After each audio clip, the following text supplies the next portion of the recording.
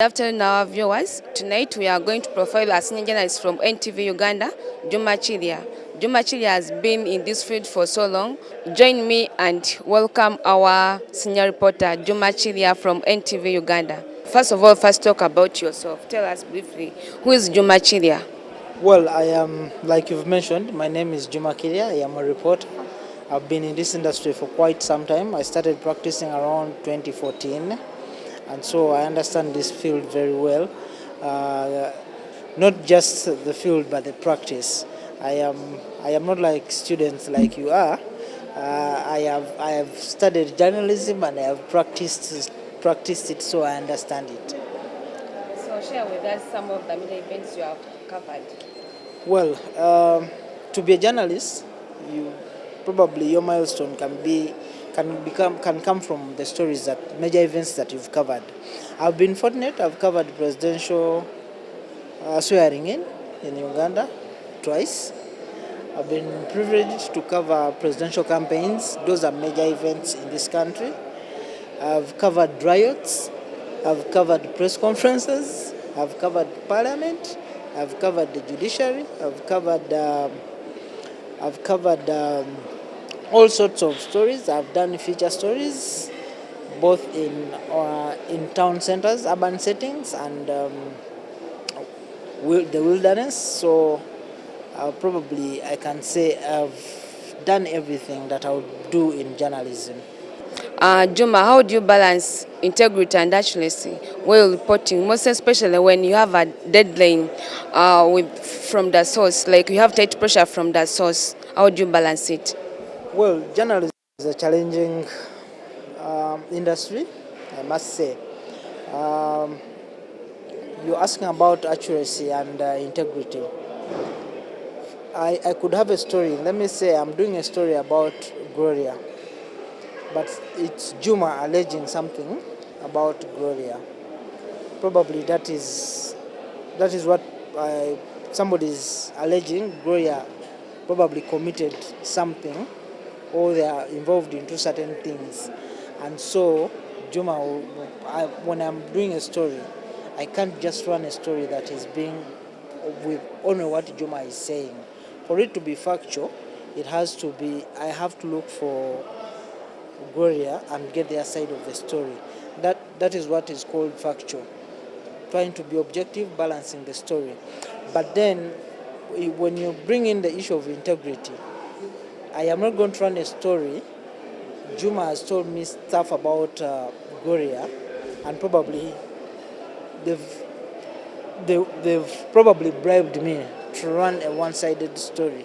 I will not run that story because it has something to do with integrity. What is my integrity is to have that story balanced and have all sides well heard. Well, the fact that even if Gloria is going to give me her comment in the last minute of the hour, I'll make sure I run this story with her comment. Without her side, it's very hard for me to run that story in my bulletin. So I wanted to know one of the stories the challenging stories so far you have covered that gave you really difficulty, that had a conflict of interest, but then you had to navigate it using some of your ethical skills. Well, I must confess,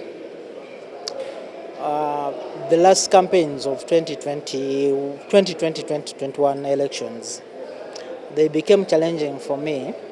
I was covering FDC. And you see, along the way, just like any other human being, I somehow got so attached to a candidate I was covering because of the time probably we spent together.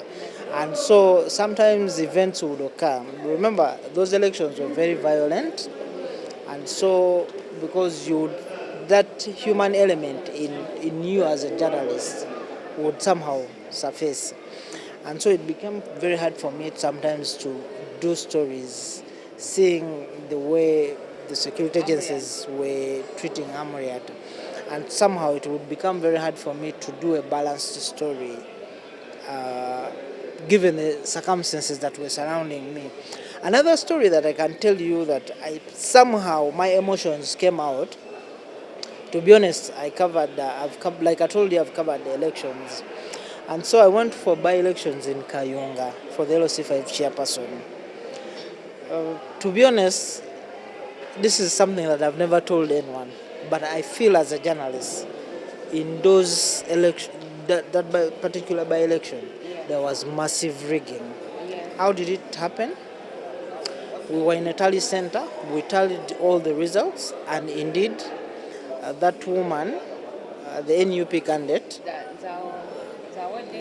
Nakwede, she took the lead and she won those elections outright. To my surprise, when the Electoral Commission came in the middle of the night to announce the winner, they fidgeted, played around with the results, and at about 9 a.m. in the morning, they announced another person as a winner. To be honest, that is the first time I have done a story with an emotion showing displeasure, and that I was conflicted as a person because I knew it was not right what was happening. Actually, most times the electoral commission forget that journalists also tally, and because when they are counting, also journalists also tally, and then you have a different figure, and they also have a different figure, and then they announce. I understand that situation, and then also I wanted to know what strategies do you use to maintain and build relationships between among your sources.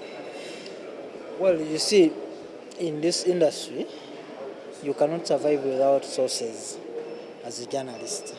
For if you're to do any sensible story, if you're not going to be doing press conferences year in, year out.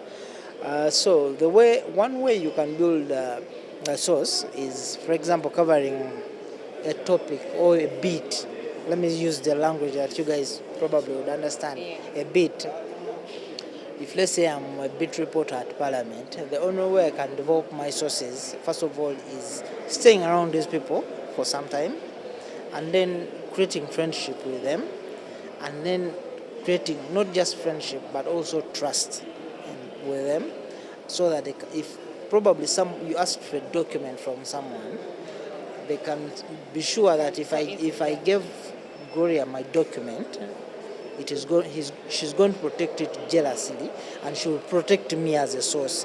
And as a journalist, there are those principles that even protect you to protect your source, that nobody can threaten you to just tell them who your source is. And so the thing is around friendship, staying longer in the beat, understanding the topic that you're covering, and being trustworthy before your sources. Actually, if you're a trustworthy reporter, such sources helps you even to tip you on what's going to happen. For example, when you're at Parliament, I believe something is going to happen in the Speaker's boardroom, and you don't have a friend there, you may fail to know what's happening that side.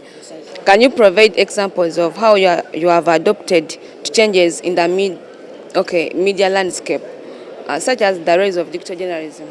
We have a policy that has just come into our media house. It's called Digital First, because you see the media landscape is changing every other day. People have their phones in their hands, in their pockets, and so they keep getting this information that probably, for example, if let's say today the budget estimates have been read, people already know that the budget estimates have been read out there, because this is the information that they've put out. And so people are moving with their information. So as a journalist, you're not going to say that I'm going to wait for my news at 7, 8, and 9. That's when I'll tell people what is happening. So you have to evolve, because people no longer have that time to wait for you at those traditional, conventional times that were set when the news were happening. So you have to move with the trends. Even students out there, they need to know that when you join this industry, forget about what they are teaching you in schools, but you have to be honest, the media industry, if you're not very careful, the traditional conventional media houses are going to be replaced by social media, and so you have to adjust to keep up with the trends. You need to have the Twitter account, X, You need to be on Facebook, you need to be on YouTube, you need to... You also need TikTok. Yeah, you need to be to keep up with the trends. So you're one of the senior journalists in this country. I'd like to know how you position yourself. What skills or qualities did you use, like to strategize? Like I want to become a senior reporter. It didn't come out of the blue. Like I've told you, I've been in this industry, first of all, for a long time, much longer than you guys who are trying to come up. But I've been in this industry for some time. Probably the time I've been there also qualifies me to be a senior. But even the stories that I do, I don't normally blow my trumpet, but you find someone and they'll tell you, oh, you worked on this story and it was really nice, it was impactful. For me, sometimes I don't get my stories by probably what people are talking about it, but what the impact it creates. And so the more stories that I have done that have created impact, those are the stories that I feel that probably would elevate me to seniority. And but for you to keep up with the question of senior, one, you have to pay attention to details. Most of you, especially the millennials, when you go to the field, you want to have as somebody is speaking in a press conference, you also typing to probably your girlfriend, you understand, you're reading stuff on Twitter, and so critical information gets to go, and you've not understood what the story is about. So you go back to the newsroom and you'll have a shallow story, as in shallow. Yeah, so you need to pay attention, know what exactly is happening, understand what is the impact of this story if I did it. Because these stories that we don't do them for ourselves. Me, I will never sit there and watch my story and say, oh, I did a good story. But what is the impact of that story to the people that are viewing you or are reading it? With the kind of stories you do, I believe you face a lot of criticism. How do you handle the criticism and feedback? Well, to be honest, I am one person who will take criticism the way it comes, whether positive or negative. And when you give me a negative criticism, it helps me to understand I should have done better for a given story. And so it keeps me to, next time I go to the field, I want to make sure my story ticks all the boxes that a good story would tick, so that next time I don't give you room to bring that negative criticism, but I take it in good faith because I want to learn. If it is a positive story, I don't normally want to dwell on it because it will probably pull you down. You'll feel like you're up there. Yeah, and so I would actually prefer someone to negatively criticize me so that I will do better the next time. Okay, and then in your opinion, what are some of the challenges and opportunities facing the journalism industry now? Well, the challenge is if we don't adopt to new technologies, we are going to close. We are going to close shop and go home, start digging. Because Digging is not bad. yes, but it's not for everyone. We need to understand the landscape, the media landscape, how it is evolving, and so we need to move with trends because technology is coming. Let's forget about social media, but artificial intelligence is coming. What is going to happen? It is going to replace you and me. Or it is going to replace that camera person you see over there. They will bring a camera that you just need to put on a tripod as a reporter and give it instructions to do everything. So the camera person will be done away. The reporter, as we speak now, there is artificial intelligence that can help you write a script, can improve your script. You understand? So you need to be better than artificial intelligence, if I may say. It's quite possible. Yeah, and so we just need to to keep up with the speed. But the opportunities are, with this coming of new technologies, as the media houses are dying away, you can also establish a brand as Gloria and be a TV station or a newspaper of your own. Have a YouTube channel, have a TikTok account, have X account, host spaces on Twitter, and so there you're able to grow your audiences, and there are bigger opportunities out there from these new technologies. Before we close up this, can you please tell me where you see yourself in the, let me say, 5 years from now? Well, unlike in other developed countries, where you find journalists growing in the industry, for us here, I feel like I've served enough. I can even exit today, and I'll be happy to exit. How are you exiting? But that is not important, because if I have not planned for myself, it is none of your business. Yeah, so I need to my exiting is not about how have I planned for myself. I think I've done enough. There's no new story that I'm going to do that I have not done. And I feel like it is becoming monotonous.